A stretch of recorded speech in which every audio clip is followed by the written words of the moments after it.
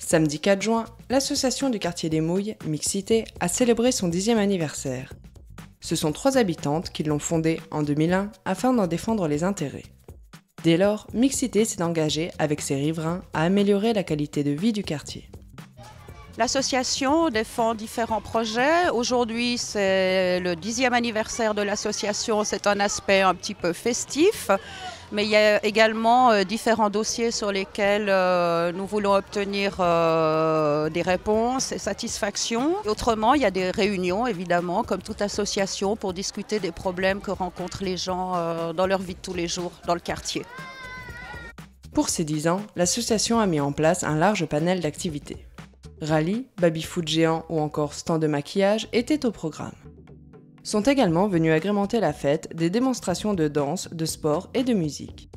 Cette fête est organisée par Mixité. Cette année, c'est la première année qu'on a la chance d'avoir les animateurs du terrain d'aventure, du Petit Lancy et de la Villa Tacchini, avec de nombreux jeunes qui les accompagnent et qui nous ont aidés. C'est à l'occasion du 10e anniversaire aussi.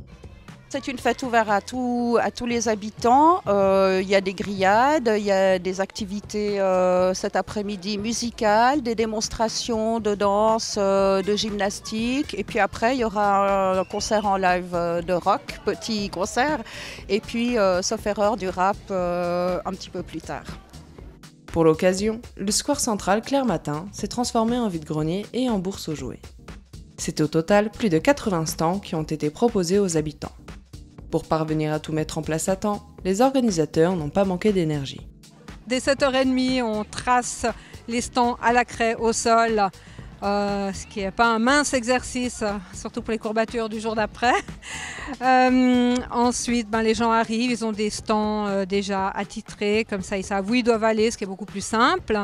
Le but, c'est de vider les appartements, les greniers plus vraiment, mais en tout cas les caves, et puis peut-être de faire de nouvelles affaires.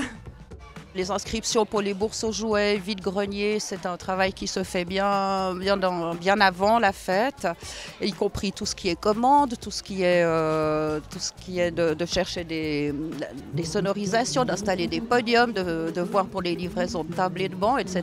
Tout ce qui est pratique, ça prend du temps à organiser.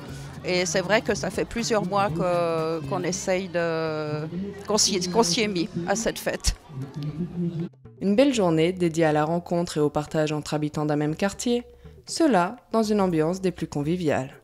C'est un petit peu l'aboutissement de ce qu'on fait pendant toute l'année, parce que c'est vrai qu'on fait des réunions, qu'il y a des gens qui viennent, mais que ça ne touche pas la même chose, je pense, et pas d'une manière aussi festive les habitants. Donc on voit plus de monde, c'est vrai, à cette fête, et il y a quand même plus de participation aussi à une fête qu'à des discussions un peu plus sérieuses sur des sujets plus pointus.